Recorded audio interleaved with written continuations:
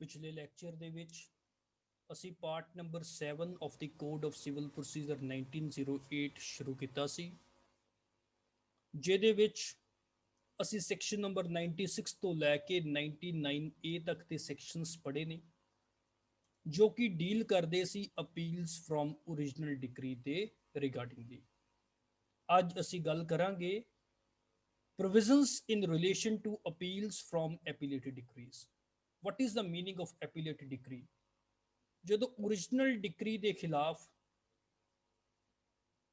ਅਸੀਂ ਕੋਈ appeal file ਕੀਤੀ ਸੀ ਤੇ ਉਸ ਕੋਰਟ ਦੇ ਵੱਲੋਂ, ਐਪੀਲੇਟ ਕੋਰਟ ਦੇ ਵੱਲੋਂ ਉਸ ਅਪੀਲ ਦੇ ਵਿੱਚ ਕੋਈ ਡਿਕਰੀ ਪਾਸ ਕੀਤੀ ਜਾਂਦੀ ਹੈ, ਡੈਟ ਇਜ਼ ਕਾਲਡ ਐਪੀਲੇਟ ਡਿਕਰੀ।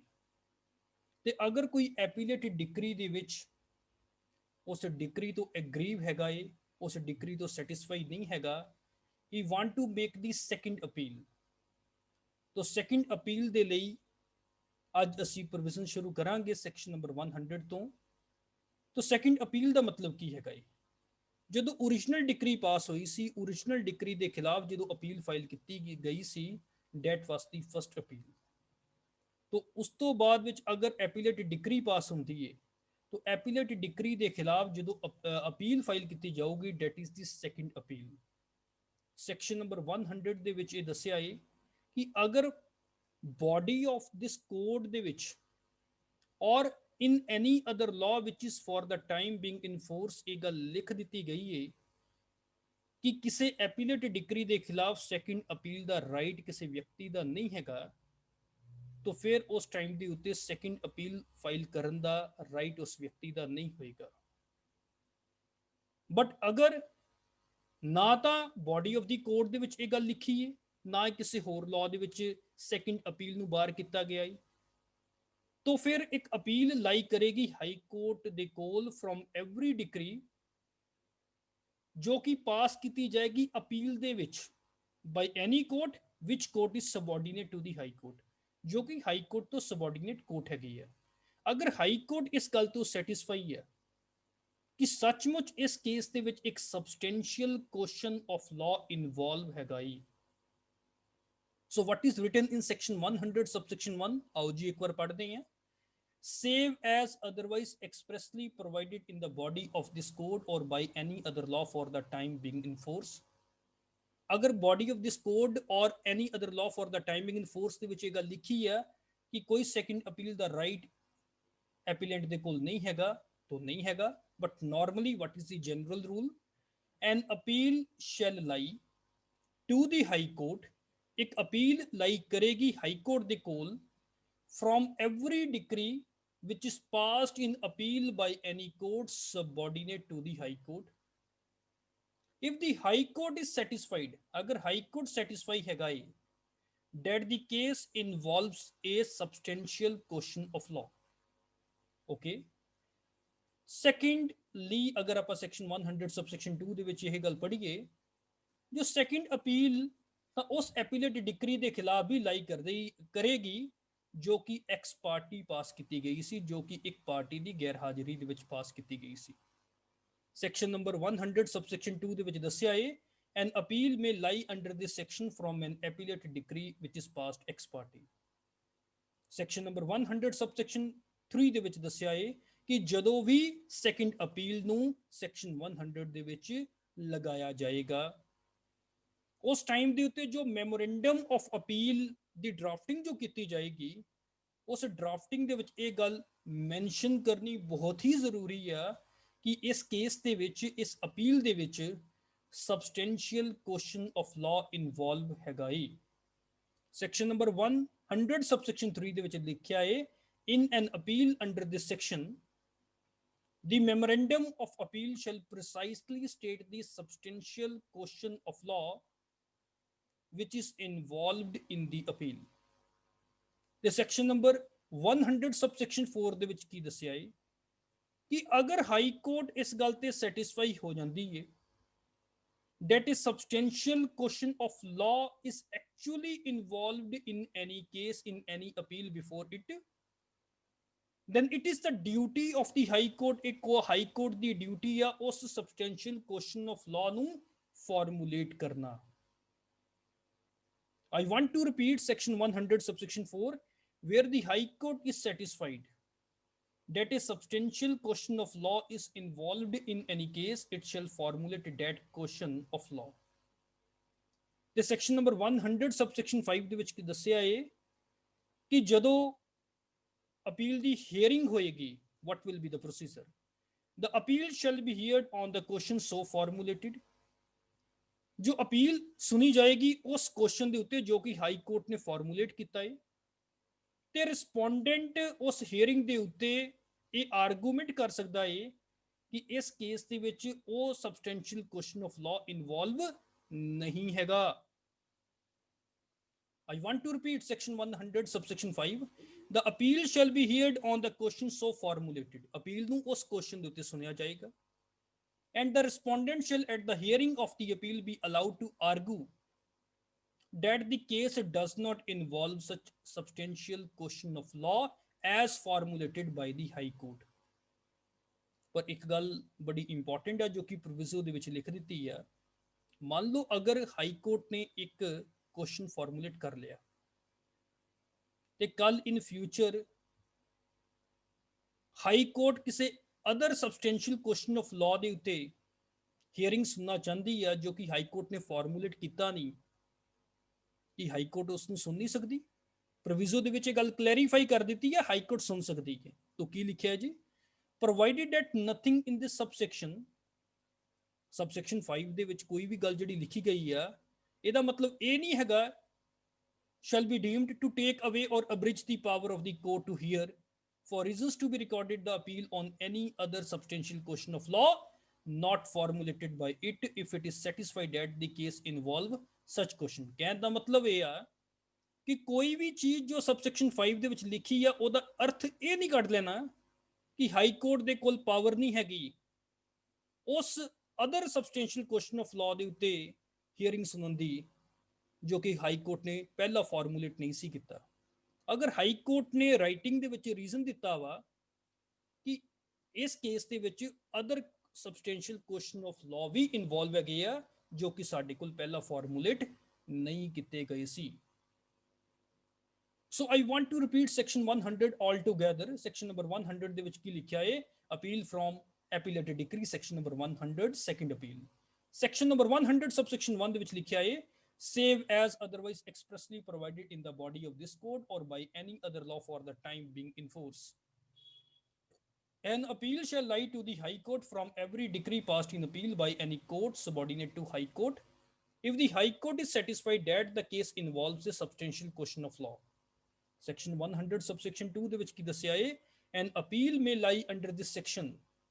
ਇੱਕ ਅਪੀਲ ਇਸ ਸੈਕਸ਼ਨ ਦੇ ਵਿੱਚ ਲਾਈ ਕਰ ਸਕਦੀ ਹੈ from an appellate decree which is passed ex parte, ਜੋ ਕਿ ਐਕਸ ਪਾਰਟੀ ਪਾਸ ਕੀਤੀ ਗਈ ਸੀ।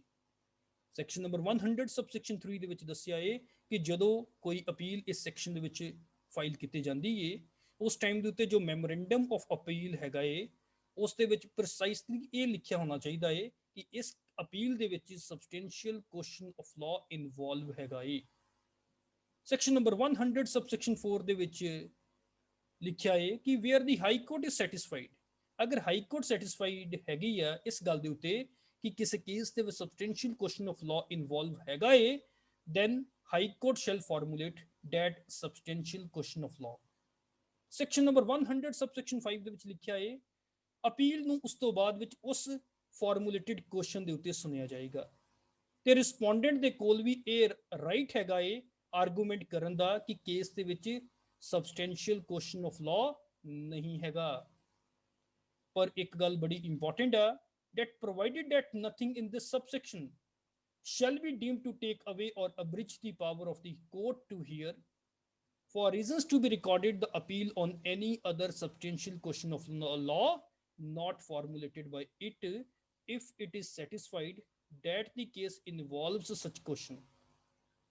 ਅਗਰ ਹਾਈ ਕੋਰਟ ਇਸ ਗੱਲ ਦੇ ਉੱਤੇ ਸੈਟੀਸਫਾਈ ਹੈਗੀ ਏ, ਹਾਈ ਕੋਰਟ ਨੇ ਉਸ ਰੀਜ਼ਨ ਨੂੰ ਰਿਕਾਰਡ ਵੀ ਕਰ ਦਿੱਤਾ ਕਿ ਦੇਖੋ ਅਸੀਂ ਕੁਐਸਚਨ ਤਾਂ ਕੋਈ ਫਾਰਮੂਲੇਟ ਕੀਤਾ ਸੀ ਪਰ ਇਸ ਕੁਐਸਚਨ ਤੋਂ ਇਲਾਵਾ ਵੀ ਹੋਰ ਕੋਈ ਸਬਸਟੈਂਸ਼ੀਅਲ ਕੁਐਸਚਨ ਆਫ ਲਾਅ ਵੀ ਇਨਵੋਲਵ ਹੋ ਗਏ ਨੇ, then the high court can hear the argument on that other substantial question of laws as well, क्योंकि what is the purpose of hearing the appeal? To give the justice. ਸੋ ਅਗਰ justice ਦੇਣ ਦੇ ਲਈ ਕੋਈ ਹੋਰ ਸਬਸਟੈਂਸ਼ੀਅਲ ਕੁਐਸਚਨ ਆਫ ਲਾਅ ਨੂੰ ਵੀ ਸੁਣਨਾ ਜ਼ਰੂਰੀ ਹੈ, then the high court can hear on that other substantial questions of law, even that substantial questions of law was not formulated by the high court, ਭਾਵਾਂ ਉਹ ਜੋ substantial questions of law ਸੀ ਉਹ high court ਨੇ formulate ਨਹੀਂ ਸੀ ਕੀਤੇ। Section number 100A ਦੇ ਵਿੱਚ ਕੀ ਦੱਸਿਆ ਹੈ? no further appeal in certain cases, तो की लिखा है जी? notwithstanding anything contained in any later patent for any high court, ਅਗਰ ਕਿਸੇ ਹਾਈ ਕੋਰਟ ਦੇ ਲੇਟਰ ਪੇਟੈਂਟ ਦੇ ਵਿੱਚ ਹੀ ਵੀ ਭਾਵਾਂ ਕੁਝ ਲਿਖਿਆ ਹੈ, ਚਾਹੇ ਕੋਈ ਇਨਸਟਰੂਮੈਂਟ ਜੋ ਕਿ ਲਾਅ ਦੀ ਫੋਰਸ ਲੈ ਕੇ ਆਣ ਡਿਆ ਹੈ, ਜਾਂ ਕਿਸੇ ਹੋਰ ਲਾਅ ਦੇ ਵਿੱਚ ਲਿਖਿਆ ਹੈ ਕਿ ਇੱਕ ਵਿਦਿਨ ਦੀ ਹਾਈ ਕੋਰਟ ਵੀ ਅਪੀਲਾਂ ਸੁਣੀਆਂ ਜਾ ਸਕਦੀਆਂ ਹੈ, ਉਹ ਚੀਜ਼ਾਂ ਅਪਲਾਈ ਨਹੀਂ ਹੋਊਗੀਆਂ ਅਗਰ ਸੈਕਸ਼ਨ 100A ਅਪਲਾਈ ਹੋ ਜਾਂਦਾ ਹੈ। ਤਾਂ ਕੀ ਲਿਖਿਆ ਹੈ ਜੀ? where any appeal from an original or appellated decree or order is heard, ਅਗਰ ਕੋਈ ਅਪੀਲ ਕਿਸੇ ਓਰੀਜਨਲ ਜਾਂ ਐਪੀਲੇਟਡ ਡਿਕਰੀ ਜਾਂ ਆਰਡਰ ਦੇ ਵਿੱਚ ਕੋਈ ਅਪੀਲ ਸੁਣੀ ਗਈ ਹਾਈ ਕੋਰਟ ਦੇ ਦੁਆਰਾ, and that appeal was decided by a single judge of a high court, I want to say ਕਿ ਅਗਰ ਕਿਸੇ ਅਪੀਲ ਨੂੰ ਸੁਣਿਆ ਗਿਆ ਸੀ, ਚਾਹੇ ਉਹ ਅਪੀਲ ਕਿਸੇ ਓਰੀਜਨਲ ਡਿਕਰੀ ਦੇ ਖਿਲਾਫ ਪਾਸ ਕੀਤੀ ਗਈ ਸੀ, ਅਪੀਲ ਜਿਹੜੀ ਕੀਤੀ ਗਈ ਸੀ, ਜਾਂ ਕਿਸੇ ਐਪੀਲੇਟਡ ਡਿਕਰੀ ਦੇ ਖਿਲਾਫ ਉਸ ਅਪੀਲ ਨੂੰ ਸੁਣਿਆ ਗਿਆ ਸੀ ਹਾਈ ਕੋਰਟ ਦੇ ਸਿੰਗਲ ਜੱਜ ਦੇ ਦੁਆਰਾ। no further appeal shall lie from the judgment and decree of such single judge, तो उस सिंगल जज ਦੀ ਡਿਕਰੀ ਤੇ ਜਜਮੈਂਟ ਦੇ ਖਿਲਾਫ ਕੋਈ ਫਰਦਰ ਅਪੀਲ ਲਾਈ ਨਹੀਂ ਕਰੇਗੀ। So I want to repeat section 100A, which is very important. So section number 100A was incorporated in the year 2002, 2002 ਦੇ ਵਿੱਚ ਇਹਦੀ ਪ੍ਰੋਵੀਜ਼ਨ ਐਡ ਕੀਤੀ ਗਈ ਸੀ। So I want to repeat section 100A, no further appeal in certain cases, notwithstanding anything contained in any later patent for any high court or in any instrument having the force of law or in any other law for the time being in force, where any appeal from an original or appellated decree or order is heard, ਅਗਰ ਕੋਈ appeal ਕਿਸੇ original ਜਾਂ ਐਪੀਲੇਟਡ decree ਦੇ ਖਿਲਾਫ ਜਾਂ original ਜਾਂ ਐਪੀਲੇਟ order ਦੇ ਖਿਲਾਫ ਸੁਣੀ ਗਈ ਸੀ ਤੇ ਉਸ ਨੂੰ ਡਿਸਾਈਡ ਕੀਤਾ ਗਿਆ ਹੀ ਹਾਈ ਕੋਰਟ ਦੇ ਕਿਸੇ ਸਿੰਗਲ ਜੱਜ ਦੇ ਦੁਆਰਾ, then no further appeal shall lie from the judgment and decree of such single judge। Section number 101 ਦੇ ਵਿੱਚ ਇੱਕ ਹੋਰ ਗੱਲ ਦੱਸੀ ਗਈ ਕਿ ਸੈਕੰਡ ਅਪੀਲ ਨੂੰ ਜੇ ਸੁਣਨਾ ਹੈ ਤੇ ਸਿਰਫ ਉਸ ਗਰਾਊਂਡ ਦੇ ਉੱਤੇ ਹੀ ਸੁਣਨਾ ਜੋ ਕਿ ਸੈਕਸ਼ਨ ਨੰਬਰ 100 ਦੇ ਵਿੱਚ ਮੈਂਸ਼ਨ ਸੀ, ਮਤਲਬ ਸਬਸਟੈਂਸ਼ੀਅਲ ਕੁਐਸਚਨ ਆਫ ਲਾਅ ਦੇ ਉੱਤੇ ਹੀ ਸੈਕੰਡ ਅਪੀਲ ਨੂੰ ਸੁਣਿਆ ਜਾ ਸਕਦਾ ਹੈ। if the case do not involve any substantial question of law, then second appeal ਦੇ ਅਪੀਲ ਲਾਈ ਨਹੀਂ ਕਰੇਗੀ। no second appeal shall lie except on the ground mentioned in section number 100। section number 102 ਦੇ ਵਿੱਚ ਇੱਕ ਹੋਰ ਗੱਲ ਕਲੈਰੀਫਾਈ ਕਰ ਦਿੱਤੀ ਜੋ ਕਿ ਪੈਕੂਨਰੀ ਅਮਾਉਂਟ ਦੇ ਰਿਗਾਰਡਿੰਗਲੀ ਹੈਗੀ ਆ ਕਿ ਅਗਰ ਕੋਈ ਓਰੀਜਨਲ ਸੂਟ ਹੈਗਾ ਸੀ ਜਿਹਦੇ ਵਿੱਚ ਰਿਕਵਰੀ ਆਫ ਮਨੀ ਦੇ ਰਿਗਾਰਡਿੰਗਲੀ ਕੋਈ ਮੈਟਰ ਸੀ ਜੋ ਕਿ 25000 ਰੁਪਏ ਜਾਂ 25000 ਰੁਪਏ ਤੋਂ ਘੱਟ ਹੈਗਾ ਸੀ, ਤਾਂ ਉਹਨਾਂ ਕੇਸਾਂ ਦੇ ਵਿੱਚ ਕੋਈ ਸੈਕੰਡ ਅਪੀਲ ਲਾਈ ਨਹੀਂ ਕਰੇਗੀ। तो की लिखा है जी सेक्शन 102 ਦੇ ਵਿੱਚ no second appeal in certain cases, no second appeal shall lie from any decree when the subject matter of the original suit, ਜਦੋਂ original suit ਦਾ ਜੋ subject matter ਸੀ ਉਹ ਪੈਸੇ ਦੀ ਰਿਕਵਰੀ ਦਾ ਹੈ, is for the recovery of money and that recovery of money is not exceeding 25,000 rupees। ਅਗਰ ਉਹ recovery of money 25000 ਰੁਪਏ ਤੋਂ ਜ਼ਿਆਦਾ ਦੀ ਨਹੀਂ ਸੀ ਹੈਗੀ तो उस केस ਦੇ ਵਿੱਚ ਕੋਈ ਸੈਕੰਡ ਅਪੀਲ ਲਾਈ ਨਹੀਂ ਕਰੇਗੀ। तो ਗੱਲ ਉਹੀ ਆ ਗਈ ਸੈਕਸ਼ਨ ਨੰਬਰ 100 ਦੇ ਵਿੱਚ ਕਿ if anything save as otherwise provided in the body of this code, तो body of this code ਦੇ ਵਿੱਚ ਸੈਕਸ਼ਨ 101 ਦੇ ਵਿੱਚ ਇੱਕ ਗੱਲ ਦੱਸ ਦਿੱਤੀ ਕਿ ਕਦੋਂ ਸੈਕੰਡ ਅਪੀਲ ਫਾਈਲ ਨਹੀਂ ਕੀਤੀ ਜਾ ਸਕਦੀ, ਤੇ ਸੈਕਸ਼ਨ 102 ਦੇ ਵਿੱਚ ਵੀ ਦੱਸ ਦਿੱਤਾ ਕਿ ਕਦੋਂ ਸੈਕੰਡ ਅਪੀਲ ਲਾਈ ਨਹੀਂ ਕਰੂਗੀ ਕਿਸੇ ਡਿਕਰੀ ਦੇ ਖਿਲਾਫ ਜਦੋਂ ਅਮਾਉਂਟ 25000 ਰੁਪਏ ਤੋਂ ਥੱਲੇ ਹੈਗੀ ਹੈ। ਸੈਕਸ਼ਨ 102 ਮੈਂ ਰਿਪੀਟ ਕਰ ਦਿੰਦਾ, no second appeal in certain cases, no second appeal shall lie from any decree when the subject matter of the original suit when the subject matter of the original suit is for recovery of money not exceeding 25,000 rupees. Section 103 ਦੇ ਵਿੱਚ ਕੀ ਦੱਸਿਆ ਹੈ? Power of the High Court to determine issue of fact. Ki high court ਕਿਸੇ fact ਨੂੰ determine ਕਰ ਸਕਦੀ ਹੈ? Normally ਤਾਂ ਅਸੀਂ ਇਹ ਪੜਿਆ ਕਿ ਹਾਈ ਕੋਰਟ ਤਾਂ ਸਬਸਟੈਂਸ਼ੀਅਲ ਕੁਐਸਚਨਸ ਆਫ ਲਾਅ ਨੂੰ ਹੀ ਡਿਸਾਈਡ ਕਰੇਗੀ। ਸੈਕਸ਼ਨ 103 ਦੇ ਵਿੱਚ ਇਹ ਦੱਸਿਆ ਹੈ ਕਿ ਹਾਈ ਕੋਰਟ ਦੇ ਕੋਲ ਵੀ ਪਾਵਰ ਹੈਗੀ ਆ ਕਿ ਕਿਸੇ ਇਸ਼ੂ ਆਫ ਫੈਕਟ ਨੂੰ ਡਿਟਰਮਿਨ ਕਰ ਸਕਦੀ ਹੈ। ਕਦੋਂ ਕਰ ਸਕਦੀ ਹੈ? ਆਓ ਜੀ ਪੜ੍ਹਦੇ ਹਾਂ। ਇਨ ਐਨੀ ਸੈਕੰਡ ਅਪੀਲ, ਜਦੋਂ ਕੋਈ ਸੈਕੰਡ ਅਪੀਲ ਫਾਈਲ ਕੀਤੀ ਹੈ, ਦੀ ਹਾਈ ਕੋਰਟ ਮੇ, ਅਗਰ ਹਾਈ ਕੋਰਟ ਚਾਹੇ ਵੇ, if the evidence on the record is sufficient, ਅਗਰ ਫਾਈਲ ਦੇ ਵਿੱਚ ਦੋਨਾਂ ਪਾਰਟੀਆਂ ਦਾ ਜੋ ਐਵੀਡੈਂਸ ਦਿੱਤਾ ਗਿਆ ਸੀ ਉਹ ਸਫੀਸ਼ੀਐਂਟ ਐਵੀਡੈਂਸ ਹੈਗਾ ਵਾ, ਕਿਸੇ ਐਵੀਡੈਂਸ ਦੀ ਲੋੜ ਨਹੀਂ ਹੈਗੀ, ਤੇ ਉਸ ਟਾਈਮ ਦੇ ਉੱਤੇ ਉਸ ਐਵੀਡੈਂਸ ਦੇ ਬੇਸਿਸ ਦੇ ਉੱਤੇ ਹਾਈ ਕੋਰਟ ਚਾਹੇ ਤੇ ਉਸ ਇਸ਼ੂ ਨੂੰ ਡਿਟਰਮਿਨ ਕਰ ਸਕਦੀ ਆ, ਤੇ ਉਹ ਇਸ਼ੂ ਕੀ ਹੈਗਾ ਹੀ ਅਪੀਲ ਦੀ ਡਿਸਪੋਜ਼ਲ ਦੇ ਲਈ ਜ਼ਰੂਰੀ ਹੋਣਾ ਚਾਹੀਦਾ। Determine any issue which issue is necessary for the disposal of the appeal. Number A, which has not been determined by the lower appellate court. अगर उस issue of fact ਨੂੰ lower appellate court ਨੇ determine ਨਹੀਂ ਸੀ ਕੀਤਾ, ਤੇ ਜਾਂ ਨਾ ਤਾਂ ਕੋਰਟ ਆਫ ਫਸਟ ਇੰਸਟੈਂਸ ਨੇ ਉਸ ਇਸ਼ੂ ਆਫ ਫੈਕਟ ਨੂੰ ਡਿਸਾਈਡ ਕੀਤਾ, ਨਾ ਹੀ ਲੋਅਰ ਐਪੀਲੇਟ ਕੋਰਟ ਨੇ ਡਿਸਾਈਡ ਕੀਤਾ, ਦੈਨ ਹਾਈ ਕੋਰਟ ਉਸ ਇਸ਼ੂ ਆਫ ਫੈਕਟ ਨੂੰ ਡਿਟਰਮਿਨ ਕਰ ਸਕਦੀ ਹੈ।